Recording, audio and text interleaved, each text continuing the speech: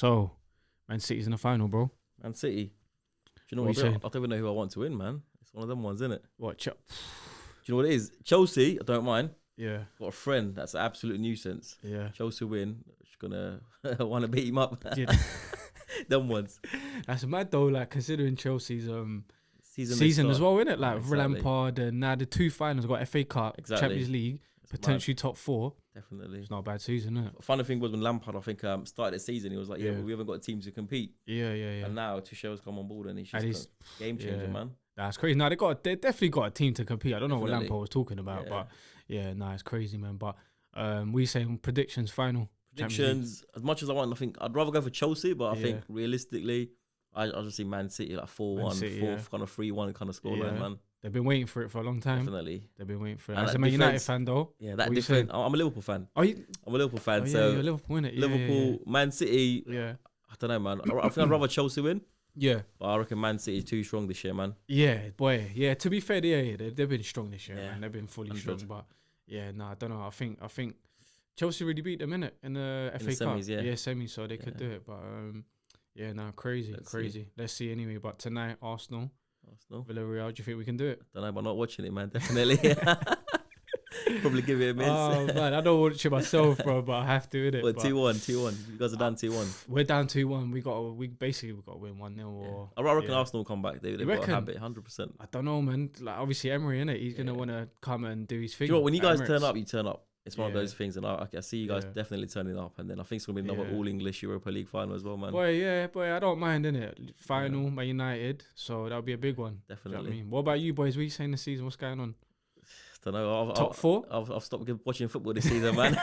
I'm postponing my hooliganism After till 30 next years, bro, now all of a sudden. The that's worst crazy. thing was we never got a chance to even celebrate or Yeah. live the whole Premier League kind of Yeah. Champions era. Yeah. And now it's handed over to City, man, which is a that's shame. crazy, man. Yeah. Oh. The match got abandoned the other day Yeah, as well. United So game. yeah, it's crazy, man. Football's a bit of a mad place. What's your take on football right now, though? I don't know. You know what? It's there's a lot of positive things coming out of Yeah. it, but at the same time, there's a lot of negative. You know, last weekend we had social media blackout. Yeah. That was quite positive to see a lot of the grassroots football clubs, even like us, we took part in it. Yeah. But in terms of outcome, you know, Yeah. there's a lot of things happening, like, you know, take the knee and whatnot. But what is the actual outcome? Is there an outcome? Yeah. I'm not really sure is it just a social media thing, a marketing thing, or is it we're actually doing something about it? So as much as there's positive things, man, I think we need to see results in terms of football making the difference in the wider world. But generally, you know, it's a bit of a mad world at the moment. But to be fair, it's keeping us all sane. Yeah. Otherwise- Same as keeping us sane for real. But yeah, no, you're right though. In terms of the blackout, I think there's got to be an end product now because we've seen it many times. Like, you know, Yeah. they've done it before, the blackout, and Yeah. but yeah, no, it's a lot, man. It's a crazy time for real.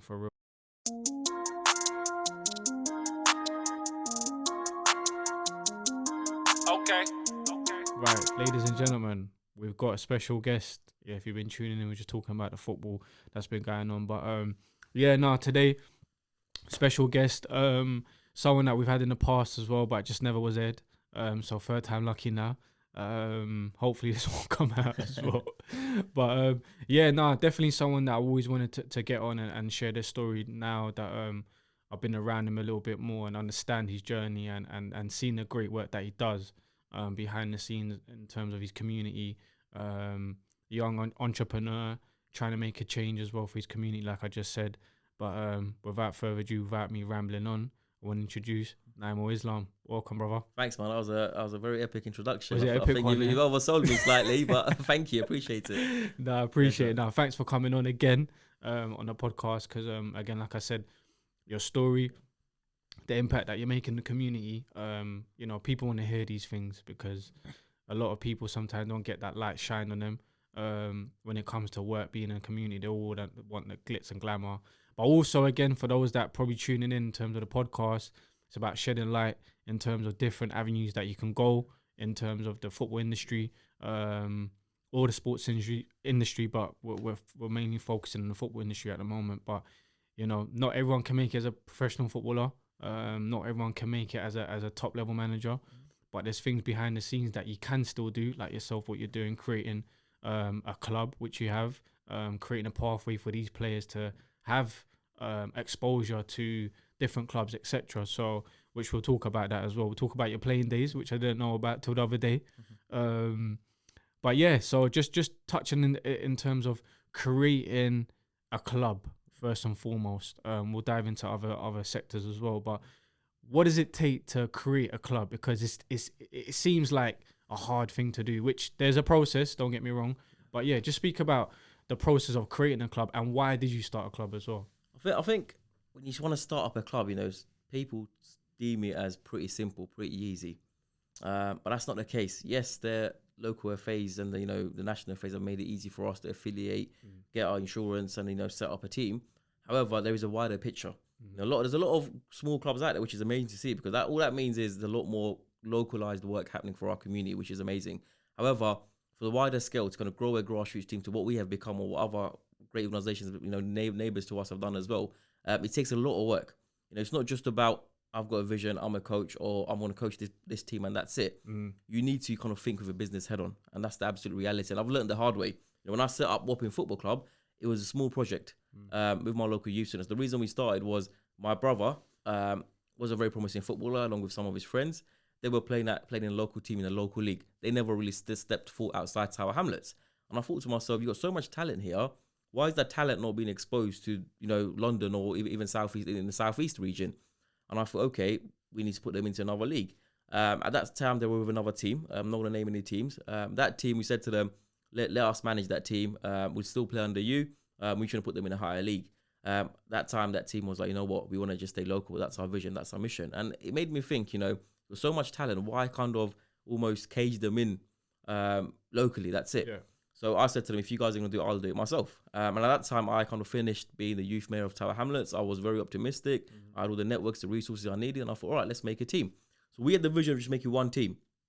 That one team went out there. They finished, I think, second in like a London County League. Started getting a lot of attention from scouts. And we suddenly, within 12 months, became known as this football club who is known to attract a lot of scouts. We were getting players signed, trial, whatever it was. It was literally just making massive noise. And then when kids started coming up to me saying, I want to play for WAPPING. Yeah. But we never had the capacity, the resources to actually kind of increase the members that we can take on. So we said to them, right, if you're interested, go away and get another 19 players your age. And I didn't think they would do that. Next thing I know, the same kid comes to me 2 weeks later. Yeah. I've got 19 of my boys. We got a whole squad here. And it made me think, these kids are hungry. These young people are really, really in need of great footballing exposure. And I couldn't say no to them. And I thought, all right, let me pull some strings, make it happen. Started recruiting coaches, volunteers. And 8 years down the line, we've got over 500 members, over 45 volunteers. We've got a trustee board, a parent governors board, a youth council. It's just nuts right now. And we've had to expand, diversify. And I've realized I need to get experts on board. So a lot of our parents, a lot of our supporters have come on board and basically said to us, we want to support you, and joined our senior management board. So again, it's not just you can do everything yourself. You need to get the right support, and we've got a community behind us, and that's the only reason why we're expanding. And that's pretty much it, really. But it's not easy running a club. Definitely not, man. And by the sounds of it, I know you just shortened it because there's so much more that comes into play. But I always say to people anyway, like for instance, when I got into coaching myself, it was a thing where, some people want to get into the academy route and coach for the likes of Arsenal and Tottenham and things like that. But sometimes these clubs are asking for experience. You might not be able to find that experience by just going to the Arsenals and Tottenhams, etc. So you have to create your own lane. And this is exactly what you've done in terms of creating a lane for your brother as well, creating a lane for your community. I'm sure it's opened up a whole new world to you as well in terms of managing people and creating creating a legacy at the end of the day, because that's what you're doing. 8 years down the line, surely there's some sort of substance towards what you're doing. So hats off to you, and I'm sure the club's going to grow even more. I know we've spoken off air about the plans that you want to do, men's football, etc., because it's growing so much. So I'm sure it's gonna grow definitely. But it's not just football for you, and this is why I'm even more intrigued about getting you on board, because some people just feel like, especially players, where the media would say, for instance, like someone like Hector Bellerin, he's into fashion, etc. If he has a bad game, it's like, well, this is why you should be focusing on football. Do you know what I mean? You're a man that does other things as well, not just football. Where did the passion come from, like being an entrepreneur and things like that? I think for me, it was, I've always had that mentality where it's just, if you want to see a change, don't complain about it. Go out there and make that change yourself. And that's the philosophy I live by. So as I was growing, you know, especially in Tower Hamlets, East London, so many issues. You know, we grow up in overcrowded houses, a lot of poverty. And I didn't want to be someone that complains. I wanted to be someone that comes out of overcrowding, someone that comes out of, you know, kind of almost the glass ceiling that's above us that kind of stops us from striving. I wanted to kind of prove a point. I wanted to kind of motivate others around me and help people aspire a lot higher as well. So where it all started from, do you know what? I think it's WAPPING. The football club was where it all started. I was 17, set up the football club. That's young, you know. Exactly. So I was 17, made the football club, and 2-3 years and then I realized so many doors started opening. And I realized my network was growing. And I've always valued people. I've always valued everyone's story. And I realized, okay, there's so much more I can do now. Yeah. So just to argument's sake, I met with one of my primary school friends. It was a year older than me at primary school. He started coming on board, volunteering with me and running the WAPPING marketing, right? And as we grew older, I realized you're really good at marketing. I've got so many networks. Why don't we start up a marketing business together? Okay. And we've actually got a marketing business that's been running for about 12 months now. So it was one of those things where through WAPPING, just through one venture, although that's what people probably still know me as, the people I met, I knew I could trust. They understood my vision, they understood my work ethic, they understood my resilience, commitment, drive, and they were like, you know what, Nahimul, let's go business together. And I've always wanted to kind of work for myself. Currently, you probably know, obviously, I work as a data analyst for the local government, so that's my 9 to 5. But I am looking to kind of move away from that job potentially and just focus on my own ventures. But at the same time, I always say it's not always about... Make sure they're not listening, yeah. Hopefully not.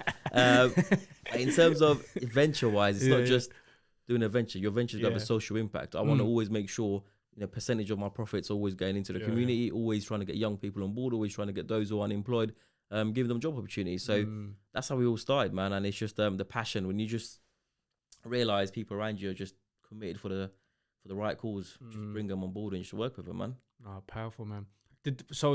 Would you say, because I'm a firm believer in terms of, you know, your childhood will affect, you know, how you behave in terms of your adulthood, if you don't really recognize what's going on anyway. But like in terms of, like you said, you set up WAPPING at 17. Was anyone in your family that kind of set up their own thing, or was it just a thing that you was inspired by? Like obviously you're surrounded, you're saying that you wanted to make a change and whatnot, but where did that mindset come from? Do you know what? I couldn't put a nail on it if I had to, but again, I was the first generation of my family to going to university. Okay. My mum and dad came from back home, Bangladesh. I saw my dad. I think his work ethic is what hit me. You know, he used to work a lot just to kind of provide for us and provide us with the luxury goods that we've always, you know, as a young person, you always strive for. Do you know what I mean? You know, you don't want the Mackenzie trainers, you want the, you know, Air Maxes or Air Forces. Do you know what I mean? And so it's not cheap. Boy, exactly. At that time, 90 quid for a pair of Air Forces is a lot. So I think seeing my dad's work ethic made me realize, you know, I want to work and be in a good position where I can make sure he retires early, and that's what I'm working towards. But it was more so when I was 15, I got elected as the youth mayor of Tower Hamlets. So just like the normal mayoral elections, you can, as a young person, get elected as a youth mayor. You get a budget to kind of do community work around the area, and you work with the local mayor and the local councillors. So I think that 2 years of my life when I got elected is what really changed my mindset. I was, imagine, a 15-year-old rocking up in suits with Boris Johnson, with the mayor. At that time, I think David Cameron was the Prime Minister. I was in meetings with them. I remember one time I was in a meeting with Alan Sugar as well. So it's those kind of things where at 15 you started maturing. You had to mature really quickly. When I started off, my speeches were so basic. I was mumbling, I was waffling half the time, right? And then that 2 years made me really grow as a person. My mindset, my skill set, my knowledge. And I think that's what it was. And I realized, you know what, I'm not a normal 15, 16 year old at the time. So much more I can do. And that's where I think the mindset came from. Okay. Bro, like, you said some names there. Alan Sugar. Yep. What was it like being around him? Like, what did you pick up from being around those sort of caliber It wasn't like a people? one-to-one meeting, but let's go for someone like Boris Johnson. At that time, he was mayor of London. I remember going to an event, and then I was a youth mayor, so I had a gold chain around my neck. Those mayoral chains. So already the tension's on you. So I'd walk into an event. I remember at the GLA and Boris Johnson there with his GLA members, and it was just kind of, as a young person, you know, normally we want to capture people's attention, but being in that position meant that people wanted to capture my attention. So the likes of those individuals kind of coming down, giving me advice, speaking to me, mentoring me almost. You know, I've been mentored by like directors of Societe Generale, the French bank, people at KPMG, Deloitte. So it's like when you're young and you're being, you know, mentored or coached by people at a very high level, you naturally grow, man. It's just the amazing knowledge that you capture. But being around us, you obviously feel like you're amazing. You're obviously a very high platform. You've got to snap them and take pictures of them as well as per usual. But it's just a whole different mindset, man. It really gets you to aspire and motivates you, and you feel like the world's your oyster, as much as cliche as it sounds. But it literally is. You know, if you're in that platform or in that environment from the age of 15, 16, you feel like the world, you can do anything you want. And that's where I am right now, where I feel like if someone said to me, Nahimul, can you do this for me? Or can you go into this, do some international project or business? I reckon give me 6-7 months and I've got the resources and network to actually do it. So it just opens up so many doors. No, that's powerful. But again, it's like the unknown territory sometimes open up a whole different mindset. And also in terms of you as a person, like it builds confidence. Do you know what I mean? You might fail, but along the way you've created certain skill sets that you can move forward in terms of it's a different avenue. Like you said, you started WAPPING, but from WAPPING you created a marketing team. And it's like you can use the same sort of skill sets that you've created with WAPPING in a marketing scene. So I always tell people anyway, man, like even if you fail, there's definitely lessons to learn from it. Do you know what I mean? So it's a powerful tool, and for you to be around that environment and pick up certain skill sets as well, as much as, you know, everyone has their opinion on Boris Johnson and whatnot. It's not a political show, people. But what's your take on the elections at the moment, man? I don't know, man. He got obviously funny characters in there. You've obviously got a current mayor, Sadiq. Obviously, being working class background, I'm defo diehard Labour. But I don't know. I've been slightly detached from it. Sometimes you lose faith in politics and you feel, oh, what are these guys gonna do? There's a lot of empty, broken promises. But one of my visions are actually to stand for election one day. And the mayor of London will be the peak of my achievements if I ever do get there. You'll get there. So let's see. But I've always said I want to be in a position where I can make changes, voice people and represent people exactly like what I do with football. So the reason I want to be a mayor is simply voice people's opinion and kind of break that glass ceiling. Same in football. I want to go down the whole director route where if I can get to the top of football, we need more BAME people at the very top, and we haven't got that at the moment. It's exactly the same reason with football and politics. You know, it's positions you want where you can actually really voice the right people and people from your community. No, for sure, man. And again, like so much things go hand in hand. You know what I mean? There's a lot of transferable skills in that, and let's talk about that as well in terms of the inclusion and diversity in football. What's your take on that? Do you feel like there's been a change, and do you see a change? Like, do you see a greater change happen in the future? I think there has been slight changes in terms of local FAs doing a lot more. You know, I've recently been appointed on as a board member, as a council member for the London FA. I've been invited to quite a few FA boards as well, advisory boards and whatnot. So there's a lot of local changes happening. But as I was saying to you earlier, before the show, you know, there's a lot of changes. But what are the actual outcomes? You know, can we measure any outcomes? Can we measure any changes? Can we see any changes? And I think that's the issue here. Where yes, on media, there's a lot more being shown. There's a lot more platforms. You've got organisations like Fans for Diversity, Kick It Out, and you've got other organisations. However, the impact of it, is it everlasting? You know, sometimes you can create a video argument's sake, trying to kind of increase BAME representation. People at the top will see it, but will they actually do anything about it? And that's what my concern is right now. Like, do they understand us? Do they understand what we're going through? Just like last week, obviously right now in Ramadan, you know, we had the Leicester player who, you know, everyone stopped the game just for him to break his fast, which was amazing to see. But Ramadan's been here for forever. For years. So why is it suddenly we're deciding to do? So again, that's, I guess, positive changes. But then you've got slight bits of racism where I think Pogba, after his game the other day when he was fasting, he broke his fast during his interview. But then he got drug tested because his performance was so good. Oh, is it? That's what I heard on the news. So if that's the case, then isn't that kind of slightly kind of what's the word, to kind of just kind of sidelining him almost and saying, right, why is your performance so good? Exactly, so you applaud him, but at the same time, you do a drug test because you think, no, that can't be the case. So there's a lot of positives, but there's a lot of negatives. And the saddest thing to see right now is the people receiving the racism are the ones that are doing great work. People like Rashford who are doing amazing stuff. I hate United, but Rashford, I applaud him. Doing amazing stuff. But why is it that although his community work is getting recognised, but he's the ones that's getting trolled most of the time? So we take one step back. Can't win at it. You can't win these days. Yeah, exactly. Because everyone's got I feel like the social media these days has given everyone a platform to voice their opinion, which in a way is beautiful, but at the same time, it's like, how do you kind of filter the opinions that don't really matter? Like, if that makes sense. I know everyone has a voice and everyone has an opinion, but sometimes it's not needed. You don't have to voice everything. Do you know what I mean? Sometimes I'll have an opinion on a player, but like, I don't really like him as a player in terms of his ability, but I don't have to tell everyone. Yeah. Do you know what I mean? It's just so it's crazy, man. But I feel that I don't know what. I think it's just smoke and mirrors at the moment. I feel like people are just saying that, we're making a change, like you said, in terms of the breaking the fast during the game. There's changes, but how much of a change is that really? Do you know what I mean? Going along, but there's changes happening. Yeah. 1 off, 2 off, right? Yeah. But there's nothing consistently happening. If you know what I mean. There's no legislation. There's no rules or regulation that's saying this is what we're going to do. I'm not just saying for Ramadan, but I'm talking, our other events. Why we play, like, for example, you get the Christmas break, which is great. But what about getting players to play through Eid, Diwali, and other festivals? You know what I mean? So there's things happening. I think more positives, but nothing kind of set in concrete, or there's nothing that's consistent just yet. But hopefully, fingers crossed, things do change in the future. Yeah, man. They need to anyway. They need to change without they have to change. So, 100%. But let's talk about WAPPING. Bring it back to WAPPING in terms of building a legacy, building a club philosophy. One of the hardest things. We've seen top professional teams struggle with that.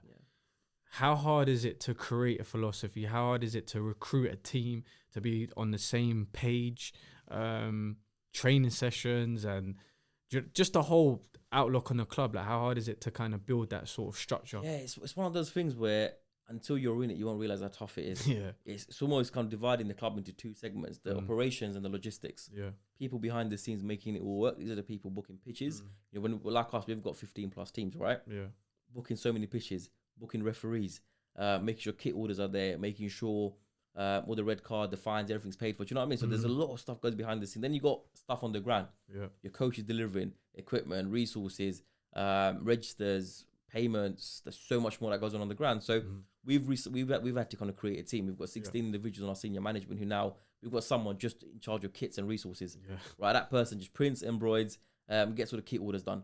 And his job, you think it's just such an easy job, right? And I was doing every job. At one point, I was doing every job. Yeah. And that's when I was probably stressed out, sleepless. I still am having sleepless nights, but it's mad. Yeah. So it's having the right people. You got to firstly be a leader first, right? If my members, my colleagues, my partners didn't believe in me, I don't think no one will be here. You've got to really sell your vision. You've got to really get people on board. And if I don't work hard, no one else is going to work hard. As a leader, people replicate you. People are basically a representation of you, yourself. So I've firstly got to say, I've got great 5-6 senior officers who are absolutely amazing. Who literally control everything on the ground. Without those 5, they know who they are. Like, honestly, I wouldn't be able to do what I'm doing right now. And we set this up, football club, as a group of friends. A few of my boys were helping me at the time, but we've had to expand now. It's just away from friends. It's just literally people that are industry professionals who have come on board. And that's the way. But honestly, those that think football is the perfect way as a career, as a business, don't go in there for the money, man. It's for the passion, the community, man. Honestly, there's no harm in making money. Like, everyone's got to make money, do what you got to do. But the real reason is the community, and we're one of those organisations where we're all volunteers, non-profitable. No one ever gets paid. No expenses are paid for. And I think the community really sees that. We're simply doing it for the good, from our hearts, literally, for the good of the community. So people see that, people like that, people back that. Even today, like, I had a few parents message me saying, "Can we start helping you guys doing your registers?" Okay. We've had to kind of recently get card machines. Because we can't take payments because it's just so tough to do it, and also following COVID guidelines. So you need so many volunteers. The more you have, the better it is. The more smoother your process runs. But it's one of the toughest things I've ever done, honestly. Like, I feel like I put more time into WAPPING as a voluntary organisation than all the businesses in my career. It's tough. Yeah, it's definitely tough. Tough industry for sure, and for it to still be running after 8 years, it's definitely got to commend you guys for that, man. And even the likes, like you said, the parents, for them to understand the great work that you're doing, and to offer their help, which is a beautiful thing, and the community is beautiful, man. Also, you've got other things. AIP, we're in AIP Studios right now. People check them out as well. A venture that we've just started as well. This is the first live podcast you've done, am I correct? First live, bro. So we got to celebrate, man. We got to celebrate it big time. So we're talking about the AIP Studios and AIP brand as well. Like you said, you started off with the marketing. Talk to us about the AIP, what it stands for as well. Yeah, funny story, AIP. So AIP, everyone asks me, what does AIP stand for? it simply stands for anything is possible. Reason behind that is that's what I believe in. That's what I've always kind of preached almost. And where it came from was when I was setting up the organization, I couldn't figure out a name. So someone said to me, what resembles you? What do people remember you as? And when I was the youth mayor, I used to do a lot of speeches, right? And at the end of every speech, I used to finish by saying, always remember, anything is possible. Powerful. And I became known as the anything is possible guy. Right. And I thought, oh, wow, if that's what people call me and that's what people refer to me as, then that's me. That's my brand. That's my identity. And I thought, all right, let's shorten it AIP, call it group. And we are a kind of umbrella organization that pretty much invest in people with business ideas. So it can be absolutely anyone. You've got a great idea, bring a proposal down to us. We'll invest in you, We'll set the business up and you work with us as part of a umbrella organization. So we've got about 9 different organizations that are currently with us. Okay. From marketing, sports agency to, tuition, mental health organization, career management. There's so many different things. Studios as well, Studios. That was the last one I was going to drop. So studios is the new one. It's not just a podcast studio. We've got photography studios, hot desking. We've got meeting spaces. So that's the newest venture. And it's been the most popular one so far as well. Which is amazing. No, I'm glad to hear that, man. And people, if you need any services, we'll put the link in the description anyway. Check out the studios. But again, it's a lot to juggle as well because you're studying as well at the same time. Yeah, that was a bad choice, man. Imagine having a full-time job, running so many ventures, and then I thought, you know what? Let me do a master's. Started in September, doing a master in data science, and mate, it's completely away from what I'm doing. But it's stressful, man. Honestly, I never thought I'd be in a position where I'm having back to sleepless nights.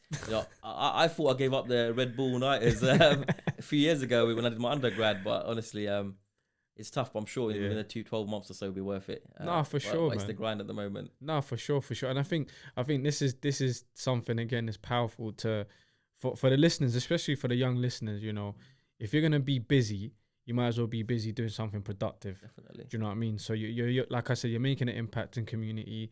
You're learning at the same time on the job in terms of like creating a football club, and no one gave you the blueprint of how to run things. So it's like you've had to learn on the job, and along the way you've learned things. On top of that, now you education, work.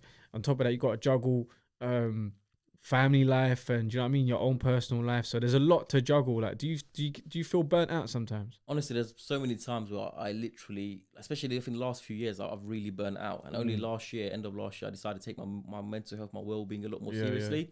So I started doing yoga. I started even things as small as just taking a time out, having a reflection period. When I get home now, I'll just sometimes sit down, piece of paper, and reflect on my day. What went well, what didn't go well, and just sometimes kind of gathering your thoughts and yourself together. Your well-being is so important, whether it's exercise or whether helps you be by yourself within yourself, and kind of just almost have a conversation with yourself to kind of reflect on your day and your life. So I've started doing that a lot more now, and it's also not just for your well-being, but it's also for growth and development. It allows you to think, all right, this is what went wrong today. This is what I need to do now going forward. So well-being is super important, and I'd advise anyone, if you want to be at the very top, look after yourself, because otherwise you'll be working throughout your inefficiency period, and it just means the workload you kind of do is really ineffective, and the growth is very slow. Whereas if your well-being is at the very top level, you're more efficient, more effective, and you'll see growth happen a lot faster. But definitely burnt out. There's been times where I've burnt out, and especially with COVID now, is that we've not been able to travel. Normally I'd work and then travel, take a week off, leave my laptop, phone, everything switched off, and just kind of enjoy some time away. But because of COVID, we've not been able to do that. So I can't remember the last time I took a day off right now. It's tough, man. But it's all worth it in the end. You just got to have your mindset in the right place. Like you said, it's that end goal, end vision. You got to be tunnel vision sometimes. You will fall off at times, and you might feel burnt out. But like you said, well-being is important, man. Yoga, meditation, something that I picked up as well from last year, like in terms of yoga. At first I was like, what is this? Like stretches and that's what it felt like. It was just, but really you proper feel in tune with yourself. And like I remember you did the yoga project as well, and I think there was one time when I'd done it, and I proper felt out of line, bro. Like just because of obviously the whole pandemic that kicked off. And when it first kicked off, I was like, I'm going to be fit, running as much as I can. I bought some like gym equipment for that home and whatnot. So I was active, and after a little while you kind of lose motivation because you're like, when are we starting again? Definitely. Do you know what I mean? So, and it was like, eating the fast food, Yeah. eating the chocolates. Oh, there's a little crisp there. Let me grab that. Do you know what I mean? So you kind of lose sight. And then when I did the yoga with you guys on the Zoom, there was one time I was like, no, you're out of line. Do you know what I mean? But that's crazy how something like this can really make you feel that way. Do you know what I mean? At 100%. First I was like, nah, this is silly. Yeah. But it's proper. Like I said, it gets you in tune with yourself. Obviously, health-wise, in terms of your body as well, there's certain positions that they're hard, man, and it'll get you in shape. I'm telling you, like, so. But if anyone hasn't thought about doing yoga before, especially the younger generation, I know they're probably thinking yoga or meditate. What am I doing? But like the likes of Ryan Giggs, he done that at the end of his career. Do you know what I mean? And that's what made him play for so long. So doing these things or doing something that's different is going to open up a whole different avenue to where you're going. Do you know what I mean? I think it's a test of your masculinity. Like, I think men just think, oh, you know what, it's such a non-masculine sport. And that's not the case, you know. There's so much more. We did a men's yoga and you saw a lot of people join, which was amazing. And feedback was amazing. And I think that a lot of football clubs, and I've seen a lot of pro clubs starting to do yoga within the football drills now. So it is a new, I think, sport that's going to come in and probably complement football a lot more. So definitely jump on it if you haven't already. Yeah. For sure, make sure you jump on, man. But I'm bouncing around a little bit, like from place to place. But going back to Wapping a little bit, in terms of players, how hard is it to try and not recruit players, because you're not really recruiting players as such, but because, you know, kids want to know, do you bring scouts to this game? Do you know what I mean? Have you sent any players to clubs, etc.? How important is it for players to understand that you're doing it for the right cause and not really just for the glitz and glamour as such? Yeah, we never openly recruit people and say to them, come here for the scouts or come here to get into this club. You know, we don't want them to be known as that club. We want you to come here for your development, for you to become a leader on and off the pitch. So I always stress to my colleagues that no matter what you do, don't say, some of them are scouts, by the way, some of my staff members are scouts. So we don't say, I'm a scout, come and join this football club. We just simply say, come here for your development and you'll see the progress, right? Because we don't want to raise expectations. We want to manage expectations accordingly. And when a kid comes through the doors and you said to me, you're making him a footballer, that might not be the case. Maybe Arsenal, yes, you got a very good link with him, but they don't need any players, and that player ain't good enough. So when you raise expectations and it doesn't work out, you're not just hurting a young person, but you're kind of almost crushing his dreams. You're demotivating him so much, and then that word gets out into the community, and you become known as this club who's providing false hope everywhere. So we as an organisation never ever say that. We simply just say, come for your development and you will see the track record. You know, someone does make it pro, yes, we'll be on our socials, we publicize it, and yes, we'll celebrate it. However, don't just come for that sake, because we have so much more going on. You know, we've got youth centres, we've got community projects that we do. We want you not just come here for the football, but come here and become a leader. A lot of the footballers out there, you see a lot of charity work, a lot of community work. You know, we want to instill that into you as well. It's not just about, I'm going to make 500,000 a week if I get to the top. Right, what are you doing with that money? Are you investing into the community? Are you giving it back to back home if you're coming from somewhere else? How much are you actually benefiting those around you? So that's what we always kind of strive. That's our philosophy. That's one of our things. But we always say, yes, play football, enjoy yourself, have fun, develop, but at the same time, stay kind of intact with your community. Amazing, man. And I know, obviously, speaking to you off air as well, I know you're a man that wants to make a change. Do you know what I mean? It's not just about the funds, as we spoke about the other day. It's about making that real change to someone, and especially someone like myself that I know what it feels like to be at the bottom and not have much, and for someone to just give you an opportunity, you know, just to express yourself, things like football.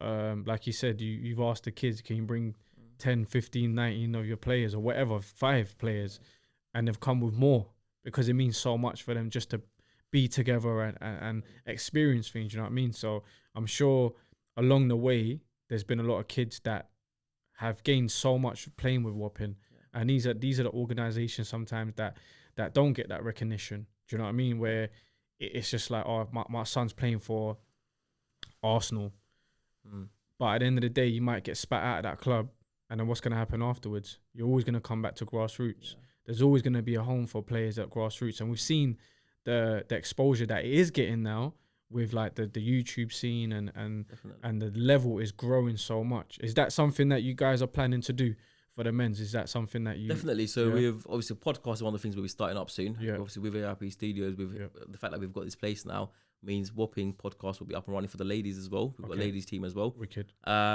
YouTube is definitely something on the cards. We're just kind of planning. We don't want to do something where we're on and off. Yeah. Planning for the year ahead in terms of what's the content going to be like. We're also looking at Instagram lives, a lot more active kind of socially. But YouTube, podcast is two things that we're definitely on. But we also want to do something different. We want to kind of empower the youth. So if we can get young people delivering, hosting, that's what's ideal for us. We're currently kind of recruiting young people from our club who have the right passion, the right skills to really come and lead from the front in terms of our social media and our kind of media profile and marketing. Brilliant, man. So definitely, there's a lot in the pipeline. Yeah. There's a lot in the pipeline, man. Keep him busy. Nice, amazing. Right, I'm gonna ask you two questions. A future and a past one.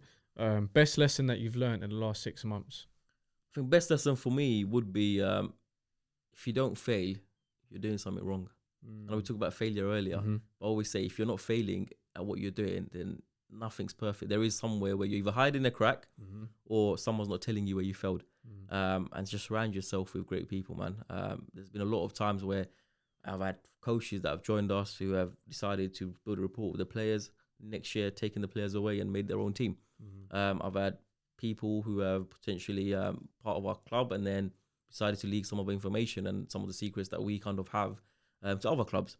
So just make sure the people around you are trustworthy, have integrity, and are literally 100% behind your back. And I think that's one of the hardest lessons I've learned. And I've learned it the hard way. And it's not just simply with knowledge and business, but even friends who have stolen money or who have stolen your ID. Do you know what I mean? It's so many things happen in life. Just make sure you keep it all to yourself. Don't get excited. Don't run before you can walk. Take it slow by slow, pace yourself. Take it slow, and just be worried with everyone around you. Powerful, man. And you hear a lot of these stories as well, where coaches will go into a setup and whatnot and build a rapport with the players, which they would anyway, because the players they're gonna build that rapport with a coach only. But you hear a lot of these stories that do come out, especially here in England that I've heard about it. Like, what? It's not a nice thing, but do you see their point as well, or like what's your take on it? It depends on your intention. Now, if you for me, I've had coaches who want to do one-to-ones. I'll happily help them set up a one-to-one. I even say to them, take our resources, take our equipment. If I've got half a pitch empty, go use that. Save you of cost. So if you've got the right intention and you're just doing it for yourself and that's been your ambition, by all means, I'll support you. But if your intention was before you even come on board is to come into the club, still the idea, still the players, and then move. At the end of the day, these players are not ours. They don't belong to anyone. And I think that's what we've all got to really understand, right? It's put the players first. And what hurts me the most is when you see clubs or teams or coaches taking players away, but put them into a league below or a setup that's a lot worse than yours. You're just doing it for the wrong reasons. So if it was a better, I always say to my players, if you're going to a better setup than us, I applaud you, go for it, I congratulate you, well done for getting in. But if it's obviously at the same level or below, then I'll openly say it to you. And we've got to really understand what we're here for. It's for the kids. It's not for ourselves. It's not for us to get a trophy. Trophies mean nothing. Our coaches have now basically said to the players, we're going to put the discipline in you. Even if it means the best players on the team aren't playing because you're mistraining, so be it. We lose every game. That's not a problem. But obviously, yes, you want to win, but that will build character and that brings personality. And that individual will sooner or later in his future life will appreciate what you've done for him. He won't understand it right now. But look at, for example, PSG. Right? They lost their heads. Now, at that professional level, you never expect to see it. Like Di Maria, what he did. That happens probably at grassroots game, probably 5 times every match. But that's what we need to really support them with and say, look, no matter what the scoreline is, if you're losing or winning, your character stays as hungry, as disciplined, and strive for the top and strive to get the goals back. Powerful. So you've got to always put young people first. That's one of the biggest lessons. I like that, man. I like that. They're the future, man. So we got to set the right example. Next one. I know we're in a mad time right now, so it's hard to kind of predict the future as such. But where do you see yourself in the next 2 to 3 years? Myself or the organisation? Yourself personally. Myself, I'm looking to kind of increase my platform in terms of in the footballing world. So definitely we'll be applying for kind of higher positions in different football, kind of in the hierarchy almost. So whether it's in the FA or other footballing organisations or sports organisations. I do tend to potentially stand for election as well. Maybe as a councillor on my local wards, simply to kind of get our voices out there and just grow. Probably give up my full-time job, like as I said to you earlier. I don't want my managers or anyone to hear it, but probably want to go more focused on the football, on the kind of business side of things as well, and just kind of focus on growing all the ventures I have, and just going out there and kind of spreading knowledge, and work with as many young people as we can, because for us it's all about creating future leaders. For sure. And that's what we really want to do. But I think, personally, it's just career goals, again, politics and a new position in a hopefully a large organization, but continue growing what I've already got and take it to the next level. Brilliant, man. Brilliant. I'm sure, again, you're going to reach those destinations. It might be a rocky road sometimes, Definitely. but I'm sure you're gonna roll with the punches and again continue making the impact that you're making within the community. And I look forward as well to seeing the growth within you, the growth within the organizations, and overall seeing you get to the place that you want to be, man. So I want to wish you the best of luck, bro. I appreciate it, man. No, thanks for coming on. Thank you. Hopefully this will come out. I'm sure it will come out. But yeah, anyone that's listening, make sure you like, comment, share, subscribe. Share it with anyone that you feel is going to make a difference to them. Even if it makes a difference to one person, this is what we're about. So thanks for tuning in. If you just listen to us, we'll put the link in the description for the AIP Studios, WAPPING, and everything else that Nahimul's doing, man. So peace out.